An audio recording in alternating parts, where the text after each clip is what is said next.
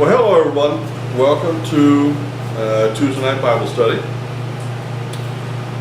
For those of you that are online, you know that we meet at 7 and we do our video at 8. Between 7 and 8, we eat dinner. We talk about something important, or at least relevant. And so tonight, what we talked about while we ate, which by the way, I want to thank the people who cut the food and who served it. Jamie, it was awesome. Thank you very much. And Shannon went and got us something to drink. Thank you very much. I want to acknowledge that. But what we talked about was spiritual warfare. And we didn't call it that. I mean, that isn't the name I used. But in effect, what we talked about was spiritual warfare. And I want you to think about this. Sometimes, as Christians, we like to put names on things. And sometimes you can be in a fight and not even know you're in a fight. Kind of like a political fight when you're at work and your enemy is going against you behind your back, but to your face they're really nice. And you don't even know that you're in the fight until it's too late. So, in my spirit in the last couple of weeks, I have noticed, and we've talked about this before, I have noticed what could be spiritual warfare. In fact, if I'm honest, I know for a fact it's spiritual warfare. The question is, how do we deal with it? How do we know the extent of it? And what do we do about it? And the answer to that question is always open to spiritual interpretation. So tonight, while we were eating dinner, I put all the cards on the table and we talked about it, and we decided we're going to spend the next week or so thinking about it, praying about it, and trying to decide. For the time being, we're not going to change anything, except we're going to pray harder. And that's pretty much where we are, but at least it's out in the open and there's no questions about it. Now, one thing I didn't say that I want to say here in front of God and everybody, I am so proud of everybody on Facebook. Our little Bible study class here on a weekly basis, week in and week out, we are reaching in excess of 100 people consistently with this little Bible study video that we do. And I want to thank you. And I want to go to the extreme to say, while you're watching, so we have 100 people watching in the next week. If every one of you would reach down there and hit that share button, then all of your friends could hear the Word of God. And I want to do that because we started a program here in this class called Grab a Friend, where we're trying to build our class. But we also want to reach the people in the digital world. So what we want to do is we want to reach as many people as we can. So if you're watching the video, take your little arrow down there to the bottom where it says share and hit share. And by the way, if you share it on Monday, that doesn't mean you can't turn around on Saturday and share it again. Especially if you're one of those people that put a lot of stuff on your page. You know, every time you put something on there, it goes over what you shared. So by the end of the week, if you share a lot, we're going to get lost in your share. So maybe do it twice. Okay, that's just wrong. But thank you. Okay.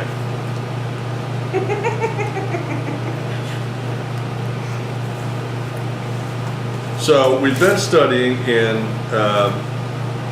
1 Kings chapter 18. Wow, I turned to 1 Kings chapter 20. Look at that. Look at that, look at that. Okay. What verse did you say, 41? Okay. Go ahead, somebody start reading 41 for me.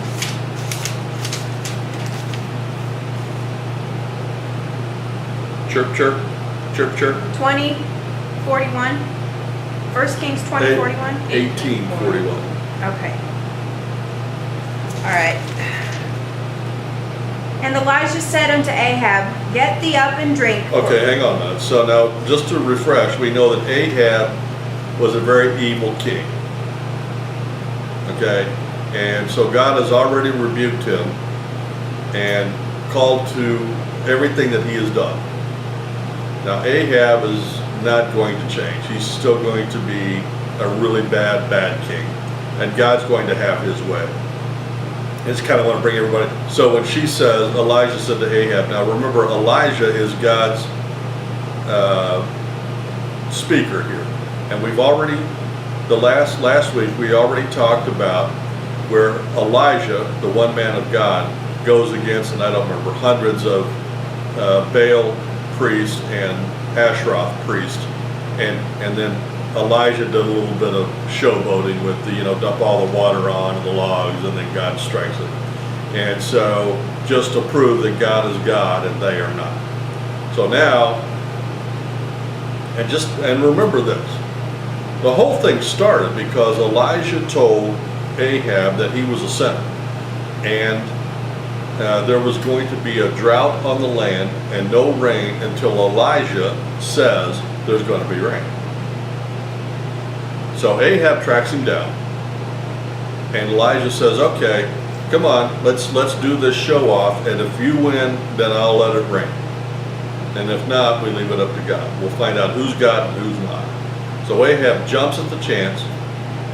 Now remember, there's been no rain, there's no water, the cattle are dying because there's no grass because there's no water in the lakes. I mean, it's really bad, okay? So now we start, and Elijah says to Ahab, go up, eat and drink, for there is a sound of abundance of rain. So Elijah has just now told Ahab there's going to be rain. Okay, go ahead. Okay.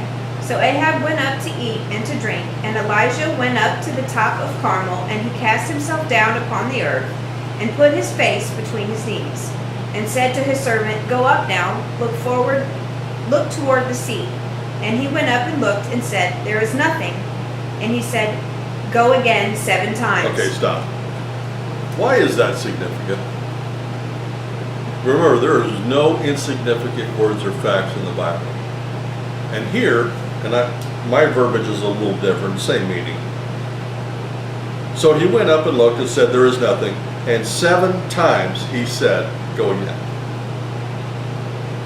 Why is 7 times significant? Why did he do that 7 times? 7 is used repeatedly in the Bible. It is, and why is it used? There's obviously some. The 7 days. 7 what? On the first day, God. There are 7 days, that's correct. And it's the same reason. Okay, let me give you an example. The number 12 is a very important number. It's the number of government. It's the number of apostles. It's the number 12 is important. 40 is an important number. Okay? 40 days and 40 nights. The number 7 is important because of this. Number 7 represents completeness. Remember that, okay? Completeness. Hi, Iona. Glad to see you. So number 7 is complete. So why does God make him go 7 times? Couldn't God have just snapped his fingers and said rain? Why did he make him go 7 times? Because God was giving the message that drought is complete. We are done. Now, we were talking earlier tonight in class about spiritual warfare, and we went down the list of individuals, remember? And there was 8.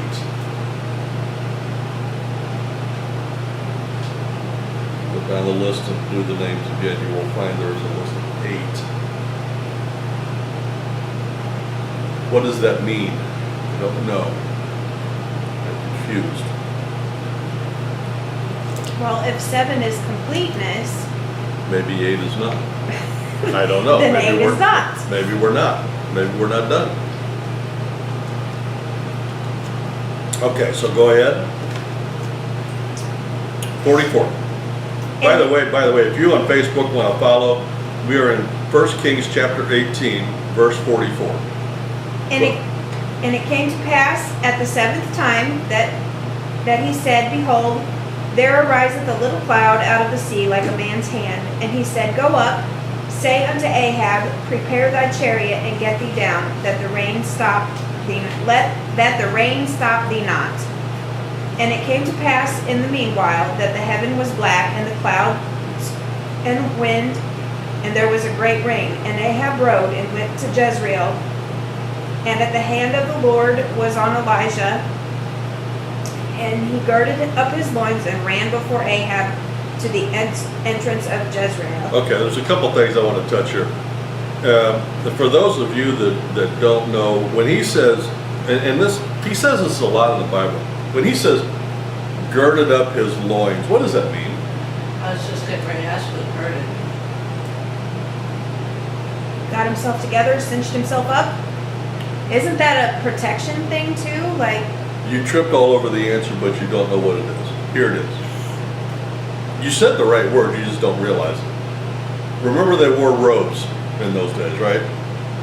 So, I want you to picture a man standing and he's wearing a robe. If you're going to battle, which is, it's used a lot when God says get ready for battle, he says gird up your loins. What he's saying is reach down between your legs and pull up the back of your robe and pull it up and tie it, gird it to the front. So now you can run and you're not going to trip. You know, for you ladies that have worn long skirts, going upstairs, going downstairs, walking in slippery weather, you know exactly what they're trying to guard against. So when he says gird up your loins, what he's saying is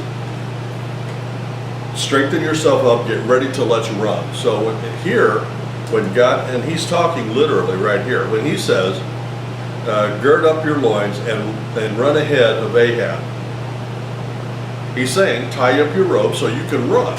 I don't want you tripping. And when I say tripping, I mean actually tripping, not you be tripping. Yeah, I said it. All right, so that's what girded up his loins mean. Okay, so now I want you to think about Ahab. So Ahab just got his clock clean with his 400, I think it was 800 different priests from Baal and Asherah. Just got his clock clean, and God made him look like a heel. Okay, embarrassed all of them. Got all of his Elijah and his helpers just killed 800 of those guys. Okay, they killed 800 of the false gods. So Elijah's standing there, Ahab is standing there, and then there's drought on the land. And Elijah, all he does is bend down and pray. And as long as it takes to go to the edge of the hill and back 7 times, and all of a sudden the clouds come, it's dark, it's black, and Elijah turns to him and says, you better get down the mountain because you're not going to be able to go anywhere because the rain's going to start. Now think about Ahab. The average person, again, with the rain, reminds me again of Bradley. The average person would go, wow, that was intense. All he did was pray and now we got rain. But Ahab doesn't do anything.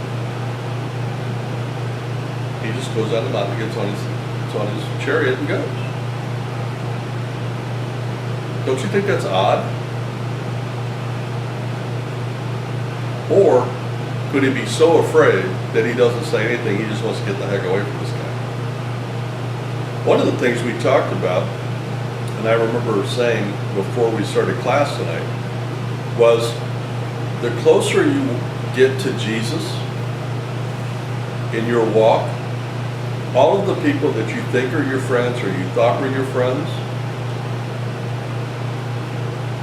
one of two things happens, and there's only two choices. There's not three, there's not 2.5. They either accept Jesus and walk closer with you, or they acknowledge Jesus and they go away. And that's a hard thing to accept, you know, especially if you like people, you know, and you value friendships, and then midlife you decide to get saved and you walk with Jesus, and your friends start disappearing. You know? And so 5 years into walking with Jesus, you're all by yourself and you're like, really? Are you kidding me right now?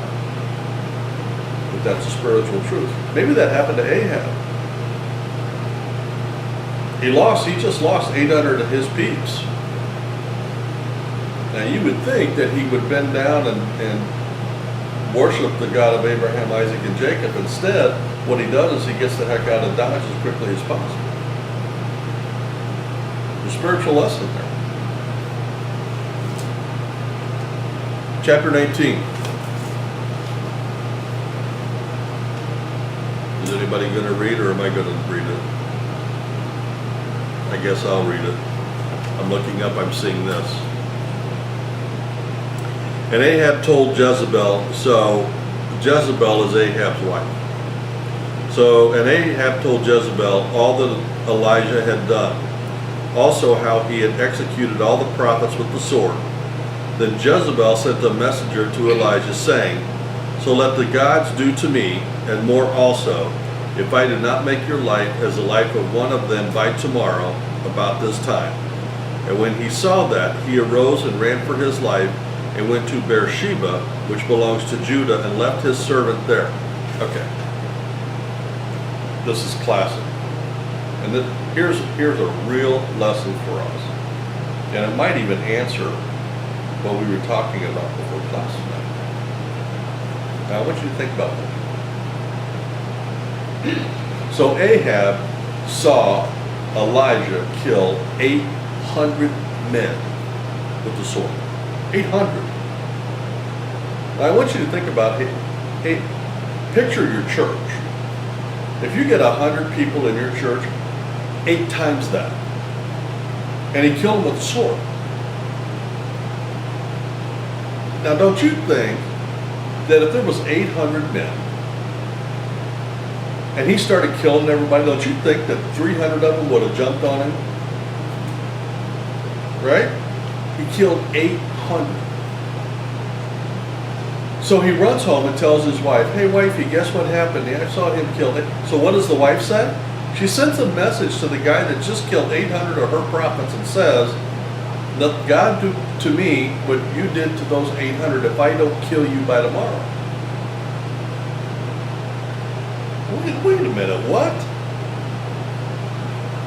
You just know that he killed 800 men by the sword, and you as a female are going to threaten him and put a time limit on it, and then put your life on the line by saying, if I don't kill you, let God do to me? She just signed her own death warrant. The words that were coming out of her mouth were not out of a sane woman's mouth. That was Satan speaking.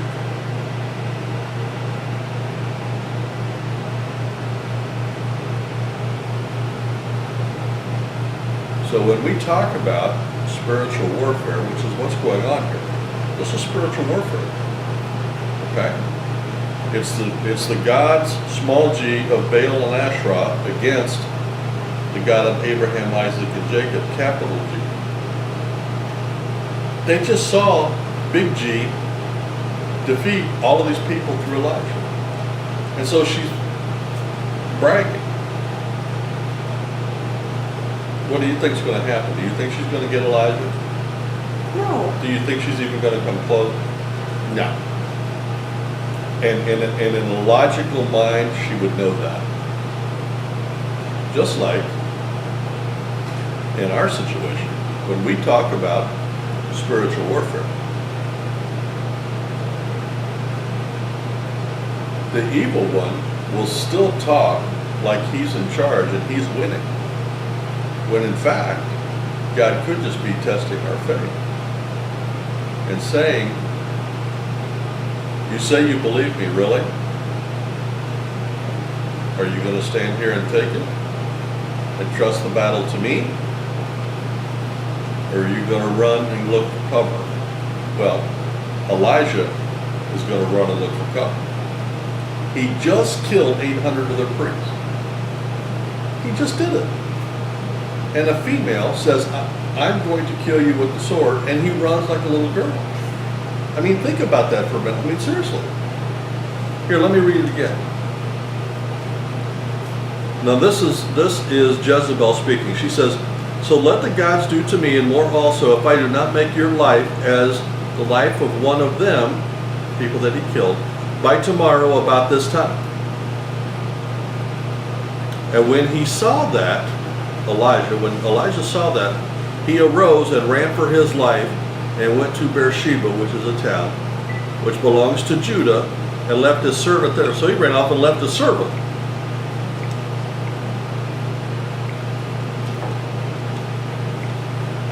Let's go on. But he himself went a day's journey into the wilderness and came and sat down under a broom tree. And he prayed that he might die and said, is it enough?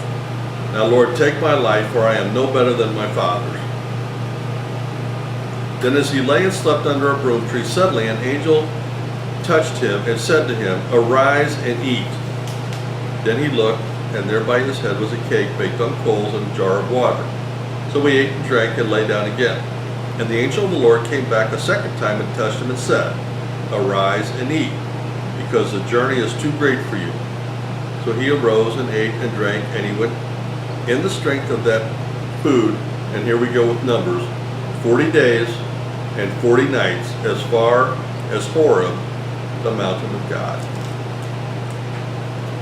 And there he went into a cave and spent the night in that place. And behold, the word of the Lord came to him, and he said to him, what are you doing here, Elijah?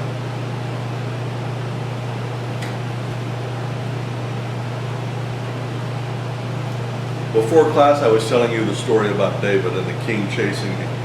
The king was still king, but David had already been anointed. And he had 2 opportunities to kill the king, remember? And he didn't, and he justified it by saying, who am I to touch one of God's anointed? So the question we have to ask ourselves, the rules are still the same. Who's the anointed one? If you have a pastor that's in charge, and you have an assistant pastor who has been touched by God and anointed, and they're still together, who's the anointed one? The senior pastor. The answer is, I don't know. Here's a follow-up question. If the head pastor was originally the anointed one, is he still anointed when the other one is anointed? Or was the original one ever anointed to begin with? The answer to those questions will dictate how you behave. And it's the same here. It's the same with David. Elijah is God's anointed without question. And yet he's running. And he's hiding. He's doing exactly what David did. He's hiding in caves. He's hiding, he's running by the lake. He's got birds feeding him. Okay? You see the parallel? Do you? Do you? Do you see the parallel? Okay. Now, do you see the parallel with that and what we were talking about earlier? See how those stories are working together? Let me read it again so you understand what's going on. He spent the night in that place, and behold, the word of the Lord came to him. Now remember, he's hiding in the cave right now. And the word of the Lord came to him and said, what are you doing here, Elijah? Why are you hiding in the cave? And he goes on, and he said, I have been very zealous for the Lord God of hosts, for the children of Israel have forsaken your covenant, torn down your altars, and killed your prophets with the sword. I alone am left, and they seek to take my life. So he's running, and he's justifying it